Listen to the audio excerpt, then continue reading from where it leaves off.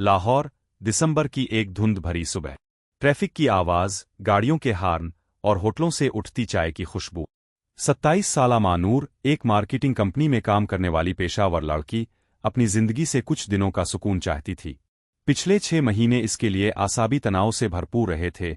Deadlines, मुसलसल clients के meetings और ज़ाती जिंदगी की उलझनें। वो सिर्फ चंद दिनों के लिए खामोशी, फितरत और खुद से बात करना चाहती थी। इसने एक दिन अचानक छठी ली, बैग पैक किया और शुमाल की तरफ रवाना हो गई। इसका हदफ था काफिरस्तान की बर्फानी वादी और रास्ता लंबा मगर हुसैन था। रावलपिंडी से नारान, नारान से चित्राल और फिर जीप के जरिए घंटों का सफर तय करके वो इस दूर उफ्तादा वादी में पहुंची। जिस लम्हे इसने गाड़ी से कदम बाहर रखा, इसे लगा जैसे वक्त थम गया हो।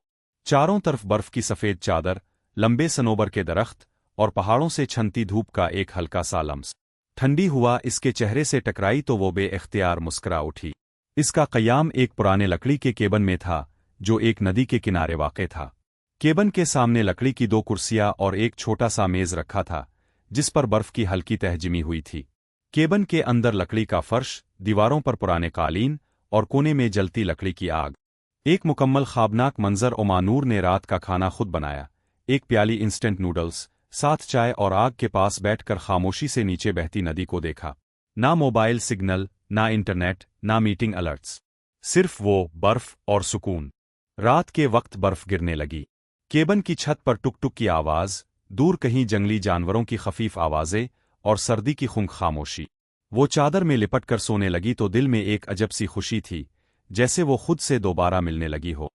अगली सुबह वो चाय के मग के साथ केबन के बाहर बैठी बर्फबारी देख रही थी कि एक नौजवान घोड़े पर लकड़ियां लादे वहां से गुजरा।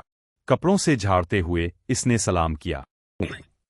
वालेकुम इस्लाम। आप यहाँ के रिहायशी हैं?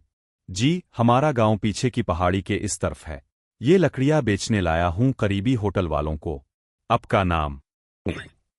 यासिर, उम्र तकरीबन 30 साल, दरमियाना कद, गंदुमी रंगत और सादा मगर साफ लिबास में मलबूस था। आंखों में एक गहरी संजीदगी और लहजे में शाइस्तगी। सलाम दुआ के बाद वो अपने घोड़े समेत आगे बढ़ गया, मगर मानूर के जहन में एक सवाल छोड़ गया, ये लोग इतने पुरसुकून कैसे होते हैं? 2 दिन बाद यासिर दोबारा आया और इस बार दोनों ने काफी देर बात की। मानूर ने पूछा, यहाँ लोग कैसे रहते हैं? सर्दी बहुत शदीद है।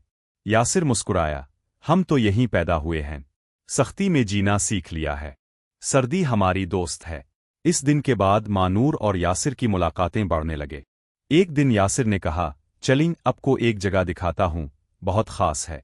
वो दोनों बर्फ में पैदल चलते हुए एक चश्मे पर पहुंचे। हैरत अंगेज तौर पर वहां से गर्म पानी निकल रहा था। चश्मे के किनारे बर्फ जिमी हुई थी, मगर पानी गर्म था।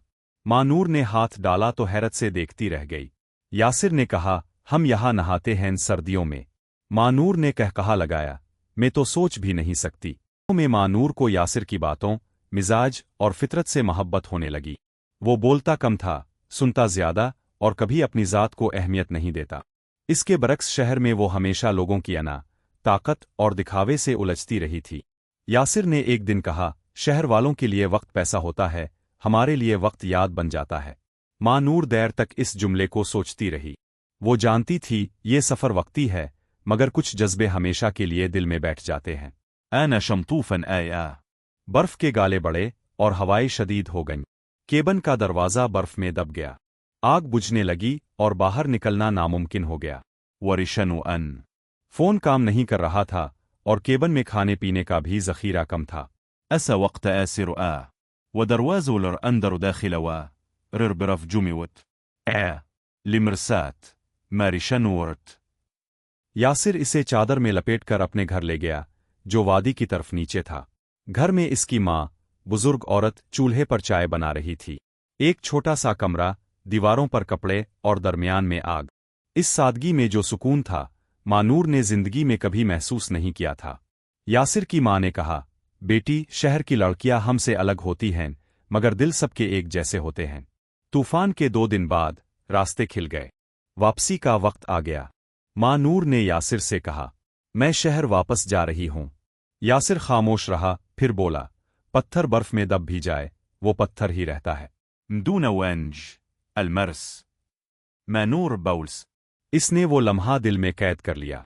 جب وہ گاڑی میں بیٹھنے لگی تو یاسر نے بس اتنا کہا، أرب شور بجاء تو أجنن. ہم اب بھی خاموشی سے تمہارا انتظار کریں گے۔